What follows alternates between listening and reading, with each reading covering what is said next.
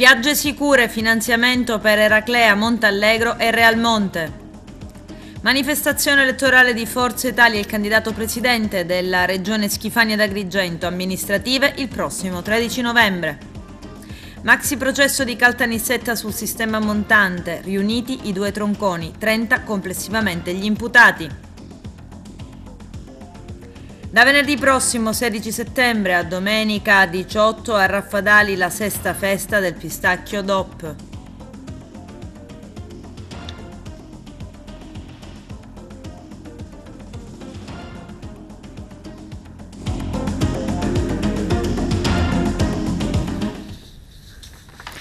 Bentrovati gentili telespettatori al nostro appuntamento con l'informazione. In apertura parliamo della lotta all'abusivismo commerciale e alla contraffazione. Cattolica Eraclea, Montallegro e Realmonte ammessi dalla Prefettura di Agrigento ai fondi del bando del Ministero dell'Interno Spiagge Sicure. Conferenza stampa stamani in Prefettura. Era lì il nostro direttore Arturo Cantella.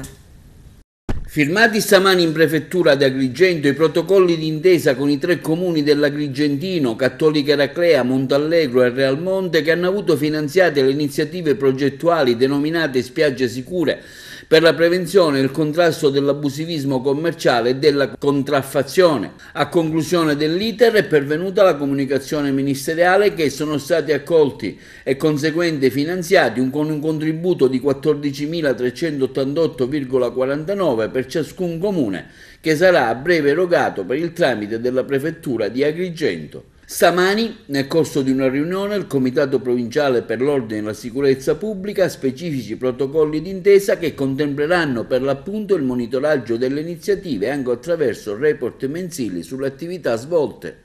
Allora, sono importanti perché anche se si tratta di somme in fondo contenute, consentono a questi comuni di poter implementare quei servizi che sono sicuramente legati anche alla presenza delle spiagge, quindi di turismo, ma che in qualche modo rafforzano anche l'efficienza della polizia locale, perché questo è l'obiettivo. I comuni hanno in pratica scelto di comprare delle autovetture. Questa è anche un po' l'indicazione che abbiamo dato e che abbiamo dato anche ai comuni che hanno avuto i finanziamenti negli anni scorsi. Diciamo che migliorare per esempio anche il parco auto delle polizie locali oppure dare la possibilità di disporre delle somme per del lavoro straordinario aiuta sicuramente a migliorare quel controllo del territorio che riguarda sì le zone balneari, ma poi riguarda tutto il territorio dei comuni. Cioè diciamo che è un piccolo investimento che rimane e che rafforza il sistema sicurezza.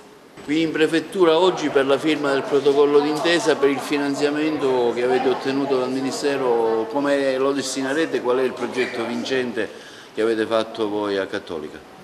Il progetto è cercare di garantire la sicurezza comprando drone, mettendo delle telecamere e rafforzando, facendo lavorare più i vigili. Ci saranno anche altri comuni alla firma del protocollo qui in prefettura? Sì, ci sarà Montallegro, Sicuriano, il comune della Costa. Ecco, come valuta questa iniziativa? Cattolica è rientrata nel progetto? Sì, sono finanziamenti importanti per garantire la sicurezza delle corse, delle zone balneari, perché noi, essendo zone prettamente turistiche, essere rafforzate, essere controllate garantiscono maggiore sicurezza. Un'esplosione si è verificata all'interno della fabbrica di fuochi d'artificio Vaccalluzzo a Belpasso, nel Catanese. Per cause ancora al vaglio degli investigatori, lo scoppio ha investito uno dei proprietari, Antonino Vaccalluzzo, di 62 anni, che è morto sul colpo. Sul posto i carabinieri della compagnia di Paternò. Anni fa un altro componente della famiglia Vaccalluzzo è rimasto coinvolto in un altro scoppio devastante.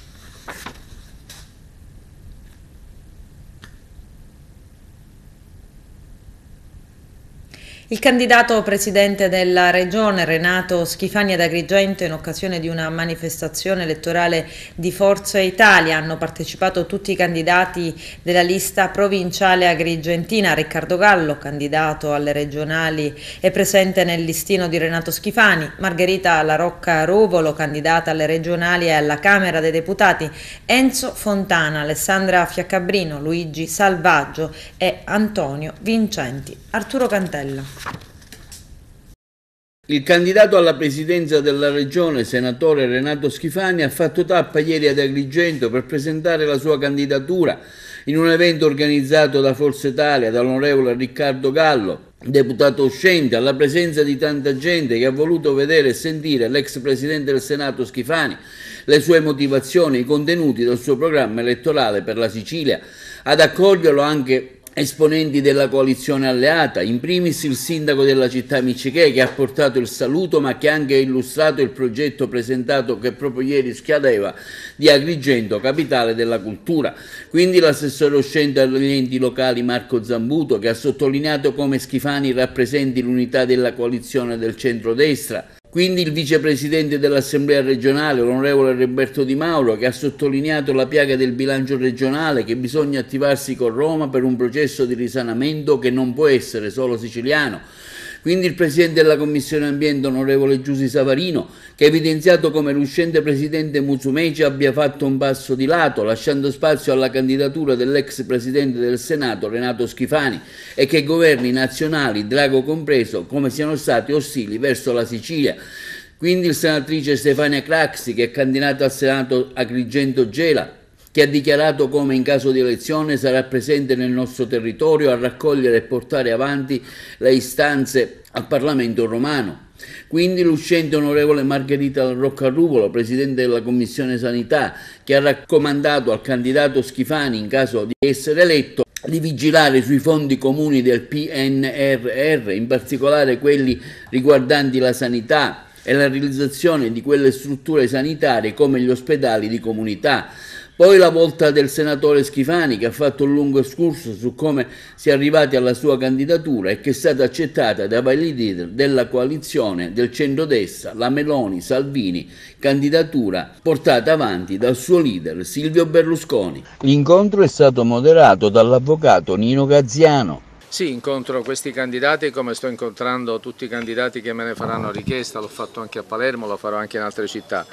È un bilancio estremamente positivo, entusiasmante, continuo il mio giro per Messina, il senso dell'incontro di ieri è entusiasmo e unità della coalizione e questo mi rincuora molto perché evidentemente i sondaggi non sbagliano, che ci danno vincenti. Si attendeva una tale accoglienza nella città dei templi? Ci speravo, devo dire, ci speravo e l'accoglienza è andata oltre le speranze, devo dire un clima di grande entusiasmo, di grande convinzione della vittoria e questo carica i nostri candidati e ha caricato anche me stesso. Presidente, abbiamo notato che entrano in campo stamani in prima pagina sui vari giornali il problema energetico. Musumeci dà un'accelerata ai termovalorizzatori, lei è d'accordo, la sinistra no. Ecco, come mai negli ultimi giorni prima del voto c'è questa forte accelerazione verso queste strutture? Ma questo dovete chiederlo al Presidente Musumeci perché l'ho detto anch'io. Quindi io naturalmente sono su questa linea politica, evidentemente ci sono state delle scadenze, leggo che qualche direttore andava in pensione e quindi se è così è fatto bene a dare questa accelerazione. Ecco, si parla di Gela, di un grosso giacimento scoperto del gas che potrebbe risolvere in parte anche le problematiche energetiche, ma è tutto impantanato per motivi burocratici. No, io vengo da Gela, il sindaco ha addirittura accelerato le procedure autorizzatorie dell'impianto, Eni è pronta a partire nella realizzazione dell'impianto, non è affatto impantanato, ho già contattato Eni e credo che da qui a un paio di anni l'attivazione sarà una realtà con grande vantaggio per la nostra terra. Siamo al rush finale di questa campagna elettorale, mancano ormai 10 giorni al termine, una campagna elettorale iniziata con toni maldestri, poi placati grazie alla sua designazione, al suo arrivo come candidato alla presidenza. Di questo ne sono onorato, i vertici dei partiti nazionali del centrodestra ma anche i quadri regionali mi hanno chiesto di scendere in campo come elemento di unità anche se il Presidente Musumeci aveva già fatto bene, ma evidentemente le lacerazioni interne rischiavano di farci ripetere il 2012. Sono un partito, ce la sto mettendo tutta, sono una persona che non si ferma dinanzi agli impegni e dinanzi alle grandi sfide.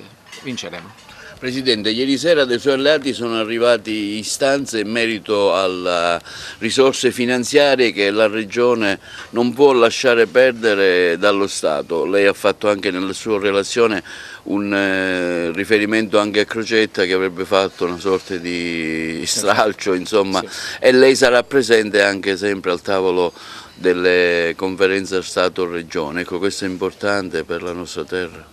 Sì, non diserterò questo tavolo importante dove ci si confronta tra il mondo delle regioni, caratterizzato da presidenti eletti direttamente dai cittadini, ed il governo nazionale. Ormai la legittimazione e l'autorevolezza dei presidenti delle regioni è cambiata con l'elezione diretta, quindi è giusto trattarsi nel rispetto delle istituzioni da pari a pari. C'è un competitor che teme di più in questa tornata elettorale? Non mi innamoro di chi arriverà secondo o terzo, perché noi arriveremo già primi. Ecco, anche istanze che sono arrivate ieri sera, in particolare dalla Savarino, verso l'ANAS, verso le reti ferroviarie che ci trattano un po' da terzo mondo. Mi riferisco anche all'Agrigento-Palermo, la CMC fallita, una strada che ancora da diversi anni purtroppo vediamo molto pericolosa con tanti semafori. In questo senso, anche se la Regione non ha competenze sulle strade, cosa si potrà fare per cercare di ammodernizzare anche la rete stradale normale che da anni è abbandonata anche per via della mancanza di fondi verso le province? Chiederò immediatamente al nuovo Ministro delle Infrastrutture un incontro per poi parlare, dopo l'incontro con il Ministro, parlare con ANAS, ma partirò dal Ministro per trovare un'intesa, quasi un protocollo di intesa e di operatività, perché le cose così non possono andare avanti. La Sicilia è stata troppo trascurata da ANAS, lo sappiamo tutti, e darò una svolta anche perché non posso tollerare che la mia terra sia eccessivamente trascurata da ANAS, e questo è un fatto storico. La Roccaruvolo la chiedeva vigilare molto sui fondi PNR, in particolare verso la sanità e questi ospedali di comunità sparsi anche nell'entroterra siciliano. Ma guardi, la politica di territorio sarà all'attenzione dell'azione del mio governo, perché se la politica di territorio funziona, il malato si ferma a quel tipo di terapia ed evita di intasare gli ospedali. È una strategia che ho sempre condiviso, purtroppo non è stata mai attuata, e il PNR ci dà una grande occasione che non ci lasceremo sfuggire. Primo obiettivo, qualora lei dovesse spuntarla? Cambiare determinate regole, sbloccare la paralisi delle richieste di autorizzazioni, fare in modo che la Sicilia sia una terra normale che accoglie chi vuole investire e che dia lavoro ai giovani, un lavoro vero, un lavoro privato ma stabile. Presidente, parliamo del 441, lei ieri faceva cenno a diversi colleghi che le chiedono la composizione della Giunta. Ecco, quali saranno, diciamo, il manuale Cencelli, quale sarà insomma il suo metro di misura? Innanzitutto un metro principale sarà quello delle competenze, e su questo non farò un passo indietro. Assessori saranno nominati con le deleghe nella quali avranno specifiche riconosciute competenze. Poi la democrazia ha le sue regole, non vi è dubbio che la rappresentanza di ogni partito sarà democraticamente proporzionale a quella che è stata la volontà degli elettori. È iniziata la scuola, Presidente, moltissime strutture purtroppo sono fatiscenti, e con il settore scolastico quali obiettivi pensate di raggiungere? Mi riferisco anche a quello della formazione professionale e a quella dell'occupazione, che molti giovani purtroppo vanno via, molte persone addirittura neanche si formano nelle nostre sedi universitarie preferendo Milano, Parma, Torino, insomma altre sedi. Il mio obiettivo è tutela dei giovani, lavoro ai giovani, fare attenzione ad evitare la fuga dei giovani. Non ci dormirò la notte, il mio impegno sarà perché i nostri giovani trovino lavoro in Sicilia, e la formazione è un tema molto delicato, perché spesso purtroppo si sono avviati dei corsi professionali che non erano compatibili con quella che era la richiesta del mercato. Questo mercato, quindi metterò un occhio molto attento, perché riguarda la vita dei giovani, e sono convinto e determinato nel fare che la formazione di questi, ma anche l'attenzione all'imprenditoria giovanile, venga aiutata e finanziata, perché i nostri giovani devono avere un futuro. e su questo non mi stancherò mai di guardare con attenzione e di lavorarci. Agrigento è una delle città ultime in provincia, in Sicilia, per reddito, per tutto. Ecco, su Agrigento, grazie anche alla presenza di diversi esponenti parlamentari, fra cui l'onorevole Gallo, si potrà avere quell'input in più che da anni purtroppo non abbiamo, Presidente? Beh, Agrigento è una città innanzitutto che ha dei monumenti unici ed un turismo senza precedenti che va ulteriormente valorizzato. È chiaro che l'impegno di Riccardo Gallo, Giussi Savarino, altri nomi che magari mi sfuggono, non vorrei mancare di rispetto, sarà importante per l'attività di questa mia esperienza. E poi Agrigento contiene tanti monumenti e a proposito di Agrigento sono dell'idea che mi chiedo spesso. Tante volte assistiamo a celebrazioni a porte chiuse di compleanni, di feste private, di magnati, di grandi attori che vengono con i loro aerei privati, a porte chiuse celebrano il loro compleanno e poi nel giro di 2 giorni scompaiono con i loro aerei privati e ritornano in varie parti del mondo. Bene, io dico che se queste persone riconoscono nella Sicilia un elemento di attrattività, dobbiamo fare in modo che l'attrattività sia anche per le produzioni cinematografiche. Certo, la Regione non può finanziare, ma faremo di tutto per attrarre questo interesse e fare in modo che grandi produzioni guardino la Sicilia non soltanto per le feste private, ma per creare lavoro. Stretto sì, stretto no, ponte sì, ponte no, scusi. Beh, ponte sì, lo abbiamo detto in tutte le il progetto è pronto, è cantierabile, l'appalto era partito, è stato revocato dal governo Monti con un contenzioso in essere, ci sono tutti i presupposti, un governo di centrodestra che lo vuole e la Sicilia e la Calabria con governi di centrodestra che lo vogliono ancora più fortemente. Presidente, siamo ad Agrigento, città da anni sempre col problema dell'acqua, ancora oggi vediamo che le autobotti continuano a essere presenti nel territorio, nonostante si sia formata l'AICA, la prima azienda diciamo, a conduzione locale, provinciale, grazie ai sindaci, purtroppo non funziona. Siamo ancora con le autobotti che la fanno da padrone e l'acqua purtroppo arriva sempre con tantissimi giorni di ritardo. Il problema dell'acqua di Agrigento è uno scandalo a carico dei cittadini, a carico anche dell'immagine delle istituzioni. Uno dei primi tavoli di emergenza che creerò e chiederò un attimo chiarezza sarà questo, il tema dell'acqua di Agrigento che naturalmente offende la sensibilità di tutti i cittadini ed offende anche la politica. Elezioni amministrative, si voterà il 13 novembre a Tortorici e Partinico, sciolti per mafia, alle urne pure Misil Scemi. Vediamo.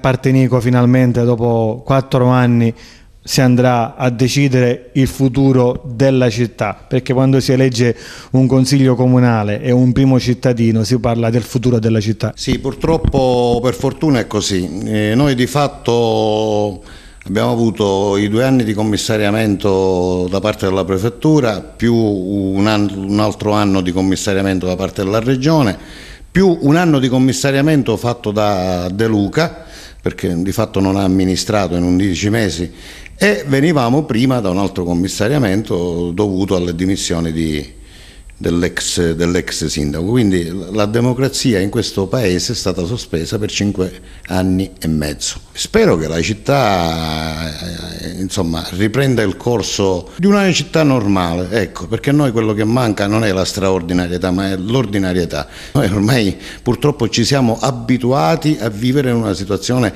straordinaria in senso negativo. Spero che questa occasione ci dia l'opportunità di far valere le nostre ragioni, che sono quelle di volere a tutti i costi una città normale, una città pulita, improntata al futuro, al verde, una città che deve reinventarsi. C'è un piano regolatore scaduto, per cui bisogna aprire un dibattito, vedere cosa ne vogliamo fare di questa città.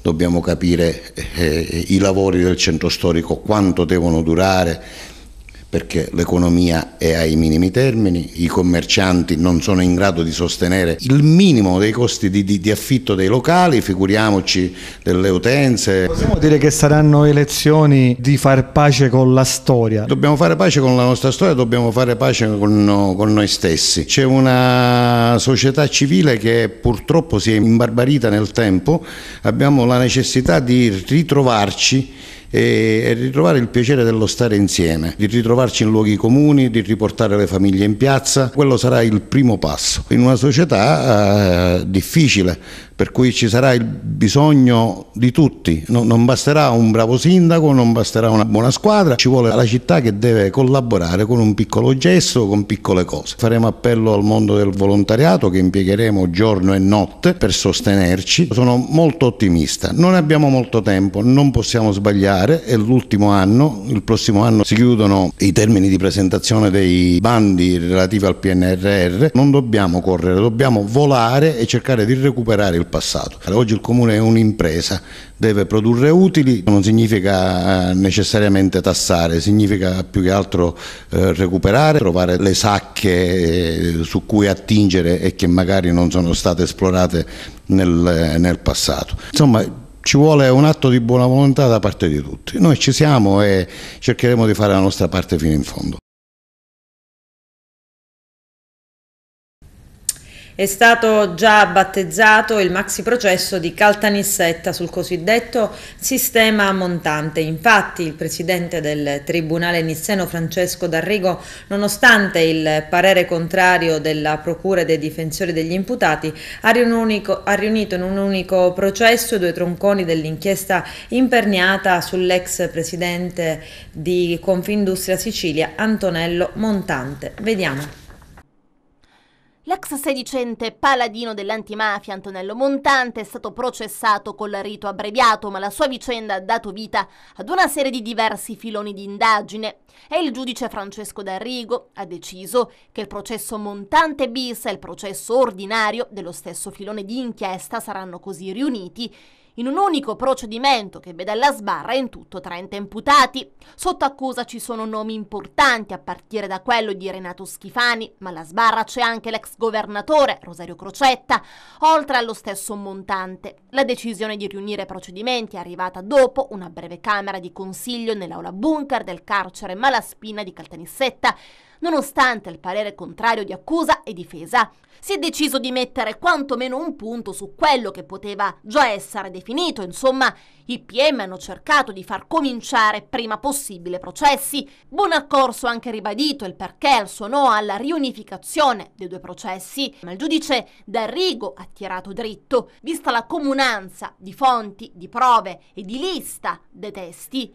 E in considerazione del fatto che si tratta di giudizi tra loro connessi in cui risulta contestato il reato di associazione a delinquere, la riunione non determina ritardo ma ne consente una più rapida esecuzione, spiega il presidente, come riporta l'agenzia ADN Cronos. E che la ratio dell'istituto di riunione di processi è usata anche al fine di evitare l'incompatibilità, dunque niente da fare. Stilato anche il calendario delle future udienze, la prossima è fissata per il 26 settembre, quando dovrebbe essere ascoltato l'imputato chiave, ossia Antonello Montante. Nel processo bis sono alla sbarra anche gli ex assessori regionali Linda Bancheri e Mariella Lobello, l'ex commissario IRSAP Maria Grazia Brandara, gli imprenditori Giuseppe Catanzaro, Rosario Amarù e Carmelo Turco, Vincenzo Savastano, che era vice questore aggiunto della polizia presso l'ufficio di frontiera di Fiumicino, Gaetano Scilla, capocentro il dia di Caltanissetta dal 2010 al 2014, Arturo De Felice, direttore della DIA dal 2012 al 2014 e Giuseppe D'Agata, colonnello dei Carabinieri, ma ancora Diego Di Simone Perricone, ex capo della security di Confindustria, mentre nell'ordinario sono imputati l'ex presidente Renato Schifani, oggi aspirante governatore della Sicilia. Sotto processo anche l'ex direttore dell'AISI, Arturo Esposito, il caporeparto dell'AISI, Andrea Cavacece, il re dei supermercati Massimo Romano, il tributarista Massimo Cuva, il colonnello dei Carabinieri Giuseppe D'Agata, il sindacalista Maurizio Bernava, gli imprenditori del settore sicurezza Andrea Salvatore Calì, Rosetta Cangialosi, Carmela Giardina e Vincenzo Mistretta, 3 dipendenti di Montante, il poliziotto Salvatore Graceffa, il dirigente di Confindustria Carlo La Rotonda, il maggiore della Guardia di Finanza Ettore Orfanello, il luogotenente Mario Sanfilippo, il colonnello dei Carabinieri Latterio Romeo. Secondo gli inquirenti, Montante avrebbe messo in piedi un vero e proprio sistema di potere, ideato e attuato grazie a una ramificata rete di relazioni e complicità intessuta con vari personaggi inseriti ai vertici dei vari settori delle istituzioni. Inoltre, sempre secondo l'accusa, l'ex presidente degli industriali siciliani era stato al centro di un'attività di dossieraggio realizzata anche grazie a complicità eccellenti, grazie ai suoi contatti e all'influenza che esercitava in alcuni ambienti istituzionali. L'imprenditore avrebbe creato una sorta di rete spionistica. In cambio di favori, esponenti delle forze dell'ordine gli avrebbero dato informazioni su inchieste a suo carico, dritte sui nemici, consentito di avere pile di dossier su personaggi influenti. Secondo gli inquirenti, Antonello Montante sarebbe stato la testa di una sorta di governo parallelo in Sicilia. È stato accertato con sufficiente chiarezza, aveva scritto la procura nissena nella richiesta di arresto, che Montante, oltre a promettere e a far ottenere occupazioni lavorative, si prodigasse per soddisfare aspettative di carriera o trasferimenti di sede. Adesso si attendono le motivazioni della sentenza d'appello. Operazione antidroga della Polizia Penitenziaria del reparto Antonio Lorusso di Pagliarelli di Palermo, coordinata dal dirigente aggiunto Giuseppe Rizzo. Nella cella di un detenuto sono stati trovati circa 130 grammi di hashish nascosti in una cavità del gabinetto e quanto sequestrato al termine di una perquisizione eseguita nei giorni scorsi all'interno del carcere Pagliarelli dagli agenti della Polizia Penitenziaria che hanno denunciato un detenuto FC, queste le iniziali, rientrato dopo un permesso concesso dal magistrato di sorveglianza. L'operazione rientra nei servizi di prevenzione e vigilanza della Polizia Penitenziaria. Il detenuto, si legge in una nota, si trovava in sezione in attesa di rientrare nel reparto di provenienza dopo 3 giorni di permesso. Proprio questa circostanza ha allertato gli agenti che nell'effettuare i controlli hanno trovato la sostanza illecita. Durante la perquisizione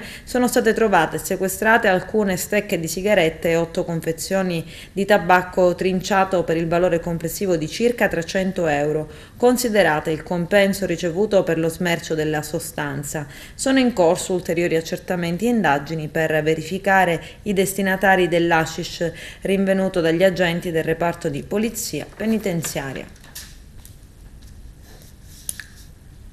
Paura al Palazzo Municipale di Milazzo. Ieri, poco dopo le 8:30, un incendio è divampato all'interno della stanza del sindaco. Resta chiuso il secondo piano. Vediamo. Paura al Palazzo Municipale di Milazzo. Ieri, poco dopo le 8:30, un incendio è divampato all'interno della stanza del sindaco, situata al secondo piano. Il tempestivo intervento dei vigili del fuoco, immediatamente allertati, ha evitato che le fiamme potessero propagarsi negli altri locali adiacenti. Il rogo potrebbe essere scaturito da un cortocircuito che avrebbe interessato un condizionatore o il personal computer presente nell'ufficio del primo cittadino, ma come accade in questi casi nessuna altra ipotesi viene esclusa. Quando è divampato l'incendio il sindaco non era nella stanza. All'arrivo dei vigili, che hanno domato il rogo nel giro di 30 minuti, è stata disposta l'evacuazione dal palazzo municipale di tutto il personale in servizio e si è proceduto a chiudere temporaneamente la struttura. A incendio domato sul posto sono intervenuti anche i carabinieri e gli agenti della polizia locale per ulteriori accertamenti. Oltre a fare chiarezza sull'accaduto, occorrerà procedere sia alla quantificazione dei danni, sia al ripristino dei luoghi per consentire la ripresa dell'attività amministrativa. Già oggi gli uffici del piano terra al primo e al terzo piano sono nuovamente operativi, mentre per l'intero secondo piano i tempi si preannunciano più lunghi. Ladri in azione ad Agrigento nella frazione residenziale di Montaperto. Ignoti, riuscendo a forzare un infisso, sono riusciti a entrare all'interno di una villetta e portare via oggetti di valore quali macchine fotografiche, oro, argenteria, orologi e costosi strumenti musicali. I proprietari dell'abitazione non si trovavano in casa al momento del furto. A denunciare l'accaduto è stata una 50enne agrigentina. I malviventi, approfittando dell'assenza dei residenti, sono entrati e hanno rovistato ovunque, poi hanno raffato quanto possibile e sono scappati. Al via le indagini dei poliziotti della sezione volanti della questura di Agrigento. L'obiettivo del sindacato è chiaramente di stare vicino ai colleghi che stanno per strada, che stanno alla base della nostra istituzione e che operano incondizionatamente tutti i giorni nonostante le tante difficoltà. L'obiettivo del sindacato è quello di portare le istanze appunto dei colleghi più bisognosi, e intendo più bisognosi perché più oberati di lavoro, al vertice, quindi far comprendere in maniera palese al vertice le reali esigenze che il carabiniere ha per strada. Tanti iscritti e soprattutto si sta lavorando adesso sulla Sicilia, dove i carabinieri sono davvero tanti. I carabinieri sono tanti ma non sono abbastanza, la Sicilia è un territorio particolare e qui c'è una società particolare, quindi il carabiniere è paradossalmente più impegnato probabilmente che su altri fronti e quindi abbiamo sicuramente necessità di incrementare il personale. Come comprende bene, insomma, la Sicilia è un territorio vasto, la criminalità organizzata, nonostante il fatto abbia subito grossi colpi grazie proprio all'arma e l'operazione Perseo, ricordo, dell'epoca, poi Cupola 2.0 che ha decapitato, insomma, la mafia emergente. I carabinieri qui a Palermo hanno fatto queste due grandi operazioni, sono storiche, però è chiaro che bisogna sempre essere vigili e quindi attenti, e quindi abbiamo necessità di energie nuove, fresche, insomma, e di personale sul territorio. Quali sono le problematiche principali che al momento attanagliano il carabiniere siciliano? Manteniamoci ovviamente nella nostra regione. Ma sicuramente il carabiniere siciliano, intanto l'organico, perché chiaramente ci sarebbero turni più morbidi, no? Per i colleghi che lavorano per strada. E poi è chiaro che anche questa crisi, che al sud sicuramente si sente maggiormente che al nord, mette anche economicamente il carabiniere nelle condizioni di dover arrancare. Però è chiaro che bisogna intervenire anche sulla logistica, ad esempio, no? Noi abbiamo strutture ancora insomma, non in condizioni ottimali, quindi andrebbero anche sistemate le strutture, insomma c'è tanto lavoro per la Sicilia da fare.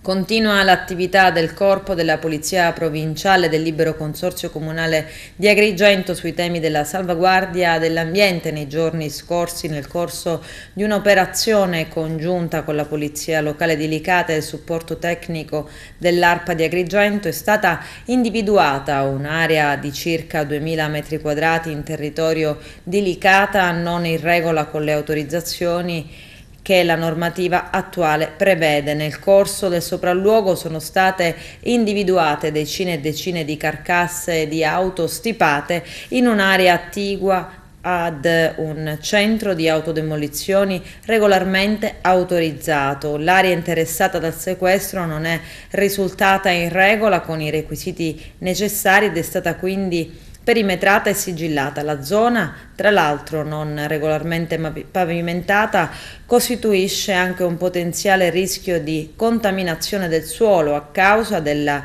dispersione degli oli motore. Scattato conseguenzialmente anche il sequestro penale deferito all'autorità giudiziaria l'affattuario dell'area. Adesso c'è la pubblicità, a tra poco. Da venerdì prossimo 16 settembre a domenica 18 la nuova edizione di Festuca Festa a Raffadali, la sesta festa del pistacchio DOP. Previsti momenti di degustazione con il percorso del gusto cooking show, con la presenza di rinomati chef, spettacoli, dibattiti ed un'ampia area expo. Vediamo.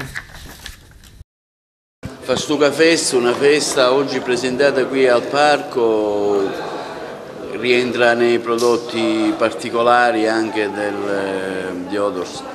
Sì, fa parte il progetto che riguarda il pistacchio e quindi la possibilità di ospitare la conferenza per questa manifestazione è una cosa a noi molto cara. Perché? Perché il progetto di Odors ha una costola di pistacchio, abbiamo i nostri pistacchi nella valle che sono stati curati, che fanno parte con i nostri concessionari di parte del progetto di Odors, e quindi noi abbiamo qua un pistacchio che è certificato DOP, tra l'altro, perché la DOP non riguarda solo Raffadali, riguarda molti comuni che hanno questa coltivazione. Noi abbiamo il progetto che è un progetto culturale che quindi fa parte dei nostri obiettivi di tutela. Un progetto che riguarda un'area vecchia di 2600 anni che noi manteniamo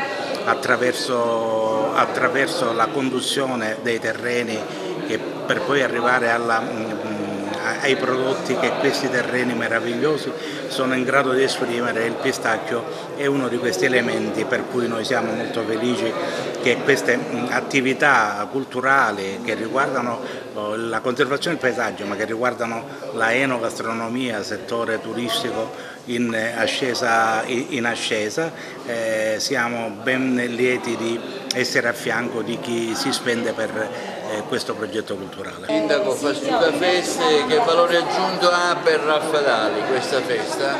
Ma più che valore aggiunto stiamo cercando di formare i nostri giovani a una nuova cultura, la cultura del ritorno a lavorare i terreni su un prodotto redditizio, su un prodotto che con il riconoscimento da parte della Comunità Europea, da parte del Ministero, è un valore aggiunto e può portare veramente quel profitto che i nostri giovani cercano per rimanere sul nostro territorio. Questo è quello che noi stiamo cercando di portare avanti, speriamo di riuscirci per evitare di spopolare le nostre comunità e di far emigrare i nostri giovani. Ecco, parliamo di questo evento che si rinnova dopo la pausa del Covid. Sì, un evento importante e particolare perché noi quest'anno celebriamo la DOP del pistacchio di Raffadali che non abbiamo potuto festeggiare quando è arrivato il riconoscimento per i motivi del Covid, e ovviamente una festa particolare perché ripartiamo con un evento ricco di novità, con tanti piatti nel percorso del gusto, con la presenza di chef stellati, con un'ampia area expo, con spettacoli e approfondimenti sul pistacchio, un evento che riguarderà tutto il weekend dal venerdì alla domenica. Il sabato e la domenica dalla mattina alla sera sarà possibile partecipare alla festa e quindi poter venire a Raffadali per passare un weekend all'insegna del pistacchio. Ecco, che festa sarà quest'anno dopo la pausa?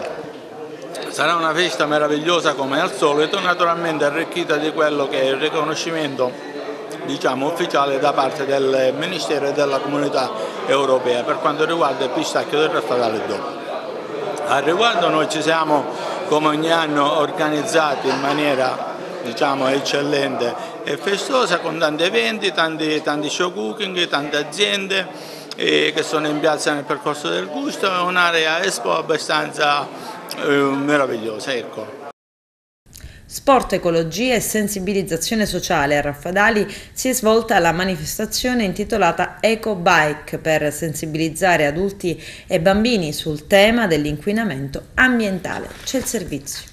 Presentato a Samani presso Casa San Filippo, sede del parco, il programma del Fastuca Feste, la sesta edizione del pistacchio di Raffadali DOP, organizzato dall'Associazione per la tutela del pistacchio di Raffadali con il patrocinio del comune di Raffadali e la regione siciliana.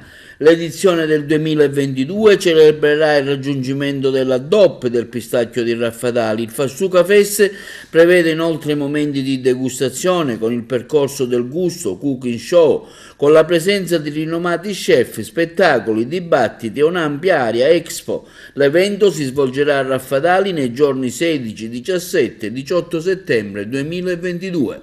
Fa parte il progetto che riguarda il pistacchio e quindi la possibilità di ospitare la conferenza per questa manifestazione è una cosa a noi molto cara. Perché il progetto Diodoros ha una costola di pistacchio, abbiamo i nostri pistacchi nella valle che sono stati curati, che fanno parte con i nostri concessionari di parte del progetto Diodoros, e quindi noi abbiamo qua un pistacchio che è certificato DOP, tra l'altro, perché la DOP non riguarda solo Raffadali, riguarda molti comuni che hanno questa coltivazione. Noi abbiamo il progetto che è un progetto culturale che quindi fa parte dei nostri obiettivi di tutela, un progetto che riguarda un'area vecchia di 2600 anni che noi manteniamo attraverso